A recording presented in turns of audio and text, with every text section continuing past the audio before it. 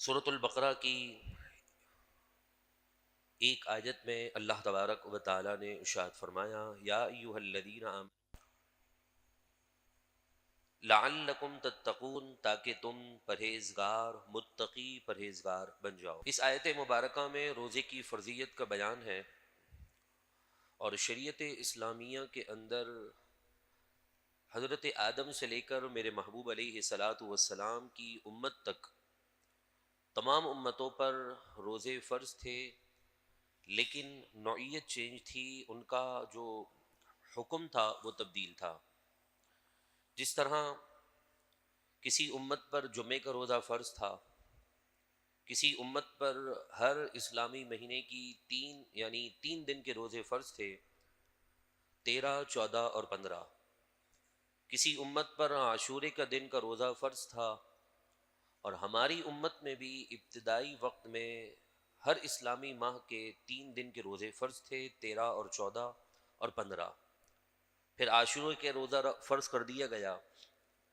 تو جب قرآن مجید فرقان حمید کی اس آیت کا نزول ہوا تو اللہ رب العزت نے ہر اسلامی مہینے کے 3 دن کے روزے اور عاشورے کے دن کے روزے کی فرضیت کو ختم کر کے اسے نفل کا درجہ دے دیا، اور ماہ رمضان کے مکمل روزے اس امت پر لازم قرار دیے۔ ویسے دیکھا جائے تو 12 مہینے ہیں، اور 12 مہینوں میں سے ہر مہینے اگر 3 دن روزے فرض ہوں تو 36 بن جاتے ہیں، لیکن اللہ رب العزت نے حضور کی امت پر آسانی کے لیے 29 یا 30 دن کے روزے فرض کر دیے۔ اگر ہر ماہ کی 3 دن کے روزے ہم پر فرض ہوتے تو ہم 12 مہینے ہر ماہ 3 روزے رکھتے تو 36 بنتے، لیکن کتنی آسانی اللہ رب العزت نے عطا فرمائی۔ اور اس کے علاوہ اللہ رب العزت نے جو اس روزے کی فرضیت کا جو مقصد بیان کیا وہ دکھلاوا نہیں ہے، وہ غصے کا اظہار نہیں ہے، بلکہ فرمایا لعلکم تتقون، تاکہ تم متقی پرہیزگار بن جاؤ۔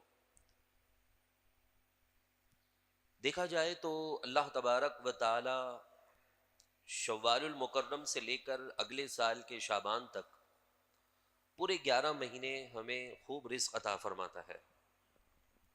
ہم جو چاہتے ہیں اپنے دسترخوان پر آسانی کے ساتھ لے آ جاتے ہیں، اور صرف اتنا نہیں بلکہ ہم دیتے بھی ہیں، اپنے رشتہ داروں میں بانٹتے بھی ہیں، لین دین کا معاملہ بھی ہوتا ہے، دیگر اخراجات بھی ہم مکمل کر رہے ہوتے ہیں۔ وہ ایک الگ بات ہے کہ کمی بیشی کبھی زندگی میں آ جاتی ہے، لیکن سوال یہ ہے کہ جب اللہ دے رہا ہے اور اس کے خزانے میں کمی نہیں ہے تو ہمیں صبح سے لے کر رات کی ابتدا تک ہمیں بھوکا کیوں رکھا ہے جب اس کے خزانے میں کمی نہیں؟ اب وہ جب وہ دے سکتا ہے اور دے رہا ہے، ہماری حیثیت ہماری اوقات سے بڑھ کر عطا کر رہا ہے، تو پھر وہ ہمیں پورے دن کھانے پینے اور دیگر معاملات سے رکنے کا حکم کیوں دیتا ہے؟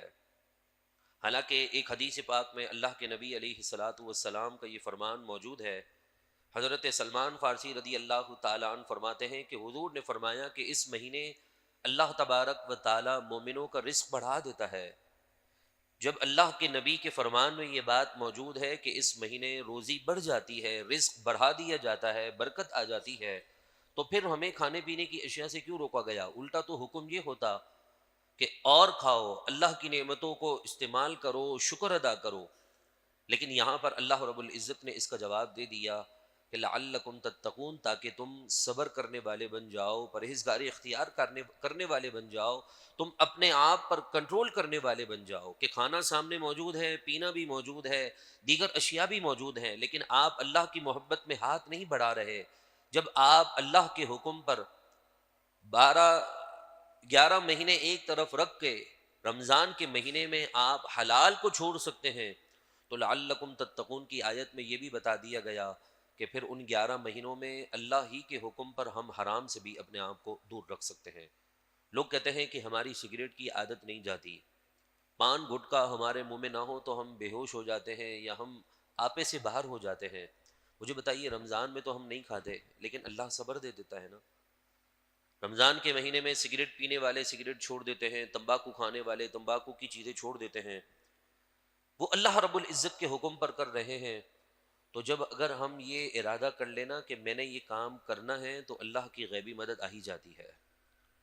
اب ذرا غور کیجئے، پورے سال کے اندر اسلامی اعتبار سے 355 دن ہیں، ہر سال 10-11 دن کا فرق پڑتا ہے۔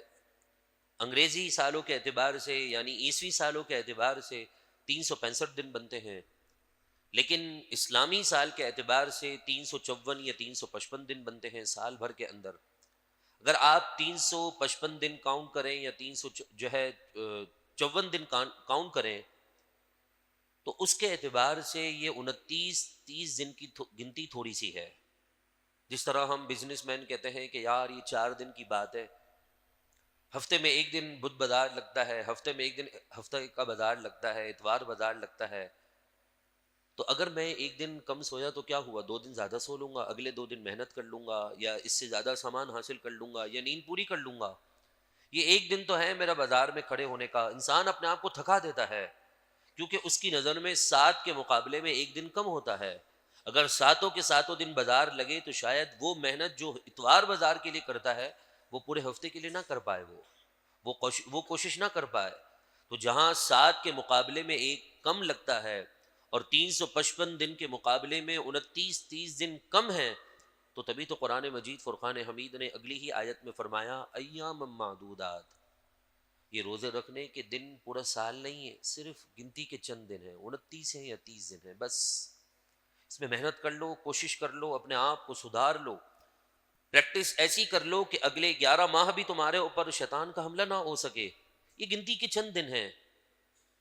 اب آپ دیکھ لیجئے کہ گل پلازا کا حادثہ ہوا، اس میں تیاری رمضان کی چل رہی تھی، حالانکہ رمضان میں ابھی 1.25 مہینہ باقی تھا، تیاری رمضان کی چل رہی تھی۔ وجہ کیا تھی؟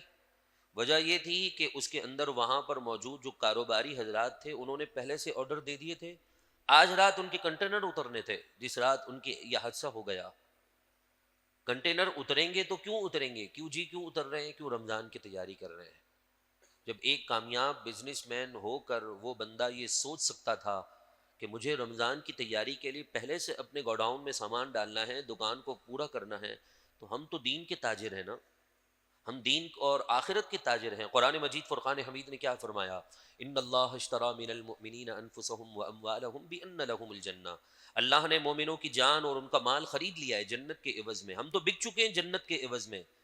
اب تو یہ تو وہ مہینہ ہے کہ جس میں ہم جنت کے حصول میں تیزی لا سکتے ہیں، اپنے اس رب العالمین سے کی ہوئی ڈیلنگ کے اندر اور مضبوطی لا سکتے ہیں کہ ہم اپنے آپ کو تھکا دیں، اپنا مال اللہ کی راہ میں خرچ کریں، اپنے آپ کو اللہ رب العالمین کی محبت میں پیش کر دیں، دن میں روزہ رکھیں، زبان پر کنٹرول ہو، آنکھوں پر کنٹرول ہو، ہمارے اعضاء پر کنٹرول ہو، اور ساتھ اس کی راتوں میں عبادت کریں، اللہ کو راضی کریں، نمازوں کی پابندی کریں، نماز تراویح ادا کریں، تلاوت قرآن کریں، عبادت اور ریاضت میں اپنے آپ کو پیش کریں، حقوق اللہ اور حقوق العباد کے معاملے میں اللہ سے خوف رکھیں، لوگوں کا دل نہ دکھائیں، جو ہمارے ماتحت لوگ ہیں ان کے ساتھ ہم آسانی کریں۔ یہ بھی حدیث پاک میں بتایا گیا کہ جو اپنے ماتحت لوگوں کے ساتھ رمضان کے مہینے میں آسانی کرتا ہے، تخفیف کرتا ہے اس کے مشقت والے کام میں، تو اللہ تبارک و تعالیٰ اس کے ماضی کے سارے گناہ معاف فرما دیتا ہے۔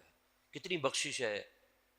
اگر کوئی پورے ملک کا کوئی بہت بڑا جج ہو اور آپ اس کی نافرمانی کر بیٹھیں تو آپ کو اپنی معافی دھلوانے کے لیے اس کے بہت سارے آگے پیچھے گھومنے پڑیں گے اور نہ جانے کتنی چیزوں کا آپ کو سودا کرنا پڑے گا، لیکن ہم مالکوں کے مالک کی پوری ساری زندگی بخشش چاہتے ہوئے بھی ہم گناہوں کے راستے پر چل رہے ہیں۔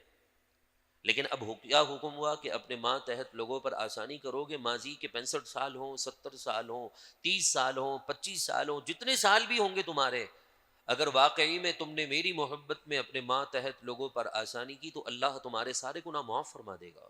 کتنی آسانی ہے بخشش کے پانا۔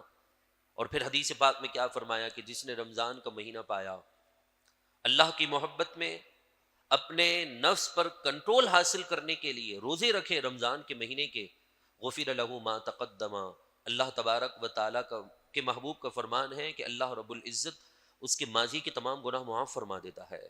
تراویحوں کے متعلق بھی یہی ارشاد ہوا کہ جس نے من قام رمضان، کہ جس نے رمضان کی راتوں کے اندر قیام کیا، عبادت کی، اللہ کو راضی کیا، غفر لہ ما تقدم، اللہ تبارک و تعالیٰ اس کے ماضی کے سارے گناہ معاف فرما دیتا ہے۔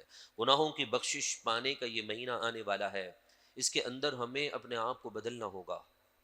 اگر رمضان سے پہلے ہماری زندگی میں بے نمازی ہے، یعنی نماز کے اندر کوتاہی ہے، ماں باپ کے نافرمان ہیں، کسی کا لین دین کا معاملہ باقی ہے، تو ہمیں اپنے آپ کو بدلنا ہوگا۔ آئیے چند باتیں حدیث پاک سے سماعت کرتے ہیں۔ میرے محبوب علیہ الصلاۃ والسلام نے فرمایا، ہم تو یہ سمجھ رہے ہیں کہ صرف اور صرف رمضان کے دنوں میں کھانے پینے اور اپنی زوجہ کے ساتھ خاص معاملات سے بچ جانے کا نام روزہ ہے، حالانکہ اس چیز کا نام روزہ نہیں ہے۔ روزہ آنکھ کا بھی ہے، روزہ کان کا بھی ہے، روزہ زبان کا بھی ہے، اور پورے جسم کے اعضاء کا ہمارا روزہ ہے۔ کہ روزے کا معنی ہوتا ہے رک جانا، صوم کا معنی ہوتا ہے روکنا یا رک جانا، جھوٹ سے رکنا، غیبت سے رکنا، بدگمانیوں سے رکنا، اپنے دلوں میں مسلمانوں کے لیے جو نفرت رکھی ہے اس سے رک جانا۔ حدیث پاک اللہ کے نبی علیہ الصلاۃ والسلام کا فرمان ہے، فرمایا کہ جس نے روزے رکھنے کے باوجود جھوٹ اور اس پر عمل نہیں چھوڑا، اللہ تبارک و تعالیٰ کو اس کے بھوکے اور پیاسے رہنے کی کوئی حاجت نہیں ہے۔ عموماً ہمارے نوجوان رمضان کی راتوں میں کرکٹ کا اہتمام، بیٹھ جاؤ، عموماً ہمارے نوجوان کرکٹ کا اہتمام کرتے ہیں راتوں میں۔ اس سے کتنے لوگوں کو تکلیف ہوتی ہوگی شاید ہمیں اندازہ نہیں ہے۔ ایک تو کنڈے کی لائٹیں لگا لیتے ہیں، پھر اس کے بعد کرکٹ میچ کھیلتے ہیں، فٹ بال کا جو ہے باقاعدہ طور پر ٹورنامنٹ کر رہے ہوتے ہیں، اور پھر فجر کے بعد بھی اس کا ایک سیکشن چلا رہے ہوتے ہیں جب تک سورج کی جو ہے وہ چمک دھمک آب و تاب کے ساتھ نہ ہو جائے۔ جس وقت اللہ تبارک و تعالی کی رحمت ندا دے رہی تھی، بخشش کا اعلان کر رہی تھی، اس وقت میں اور آپ ہمارے نوجوان تو کرکٹ میں مصروف تھے، اور پھر نماز فجر پڑھی نہ پڑھی اللہ ہی معاف کرے، کرکٹ کھیلنے کے بعد سو جاتے ہیں تو آرام سے 4 بجے اٹھتے ہیں، اور اٹھنے کے بعد بھی اللہ کو یاد کرنے کے بجائے موبائل کے اندر شارٹس دیکھنا شروع کر دیتے ہیں، ریلز دیکھنا شروع کر دیتے ہیں، ویڈیو گیم کھیلنا شروع کر دیتے ہیں، موبائل کے ذریعے سے نعوذ باللہ 2.5-3 گھنٹے کی فلمیں دیکھ لیتے ہیں کہ بھائی کسی طرح افطار کا ٹائم ہو جائے۔ اگر اسی چیز کا نام روزہ تھا تو یہ تو روزہ نہیں ہے۔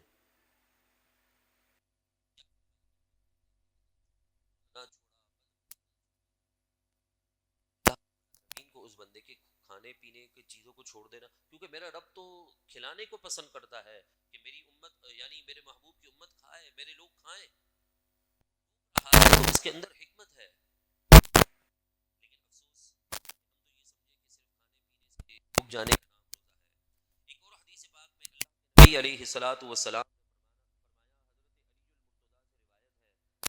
کہ فرمایا کہ ان الصیام لیس من الطعام والشراب ولکن من الکذب والباطل واللغو، فرمایا روزہ صرف اور صرف کھانے پینے اور ان تمام چیزوں سے باز رہنے کا نام نہیں، بلکہ فرمایا حضرت علی نے کہ روزہ جھوٹ، گناہوں اور بیکار کاموں سے اپنے آپ کو دور رکھنے کا نام ہے۔ آج ہم نیت کرتے ہیں، ارادہ کرتے ہیں، گل پلازہ میں جتنے لوگ شہید ہوئے یا دیگر جو ابھی حادثات ہو رہے ہیں، اور پچھلے دنوں جو بسنت میں کتنے لوگوں کو وہاں پر جو ہے وہ شہادت کا رتبہ مل گیا، یا پھر ہمارے اطراف کے لوگ جو اس دنیا سے چلے گئے، انہیں نہیں معلوم تھا کہ گیا رمضان ان کی زندگی کا آخری رمضان تھا۔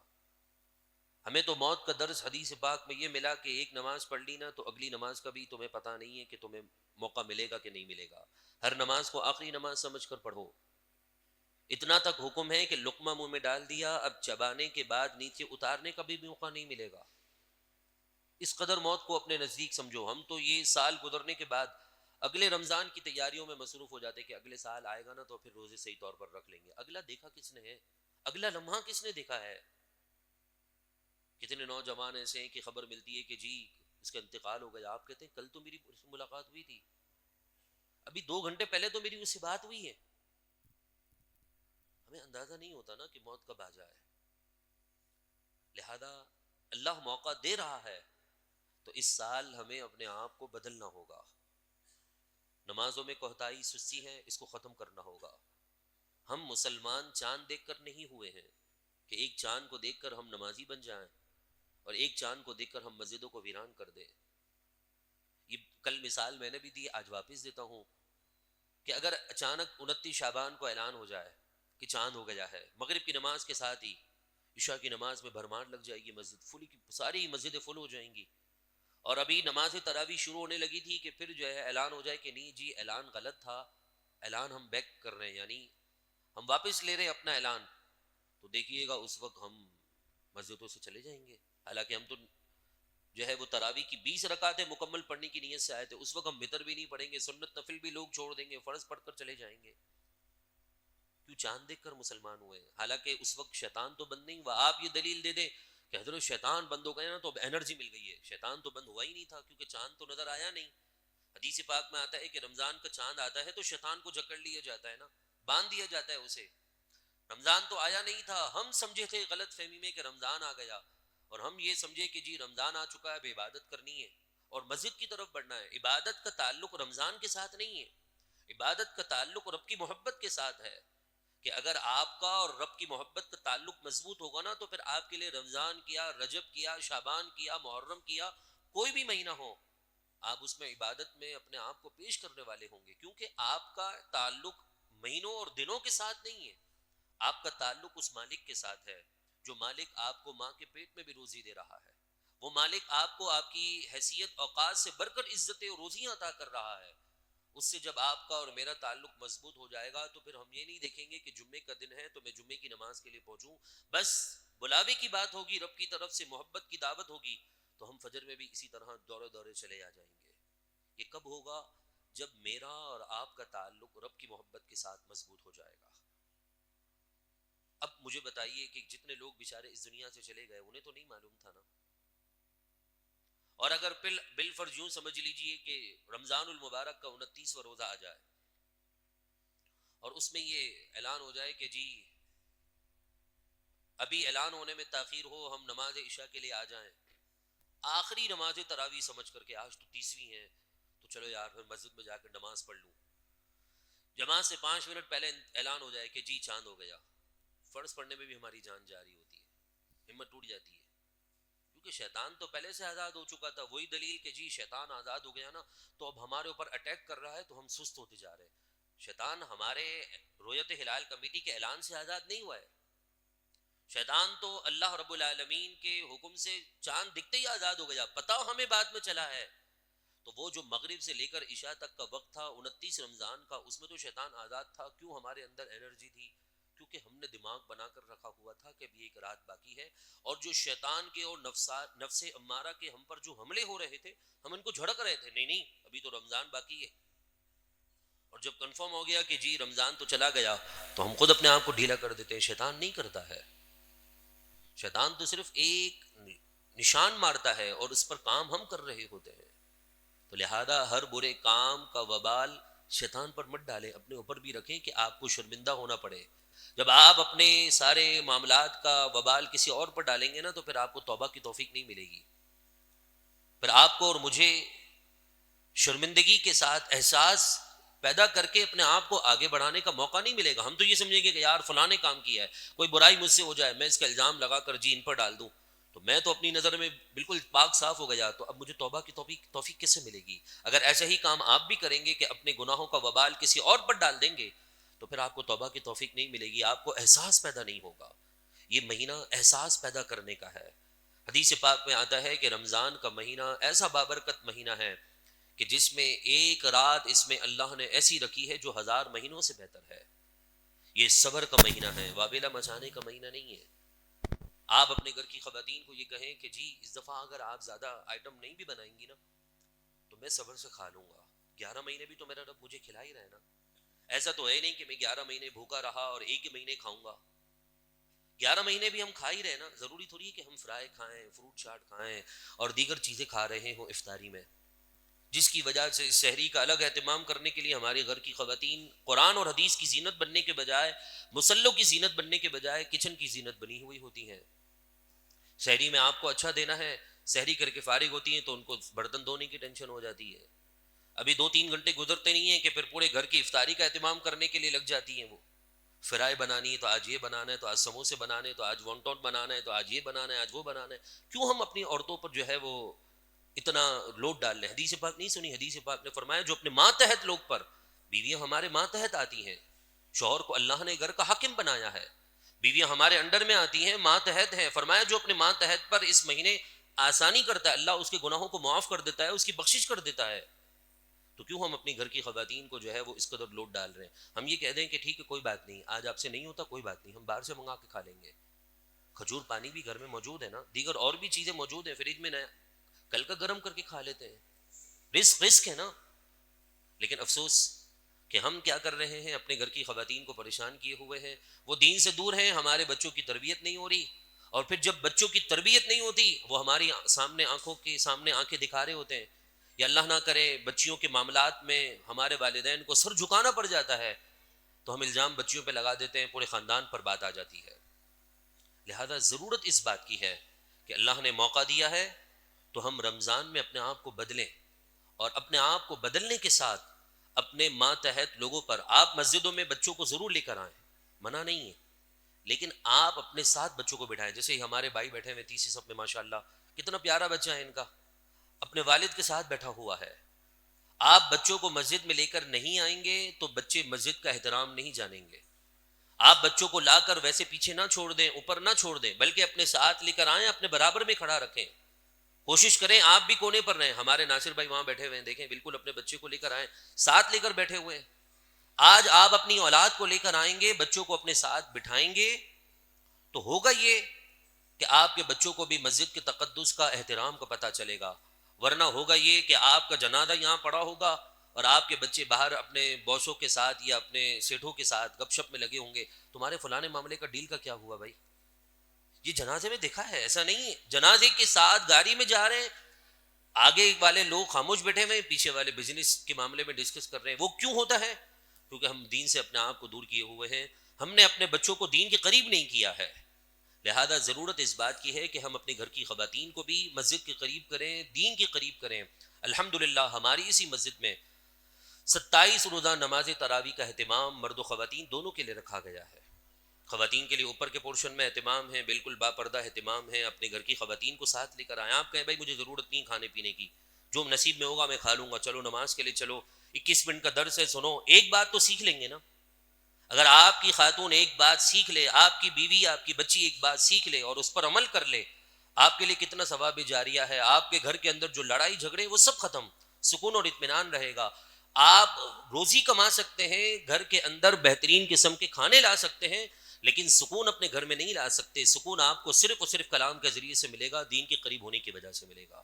دنیا کا کوئی بازار ایسا نہیں ہے کہ جہاں پر ذہنی اور قلبی سکون جو ہے بکتا ہو.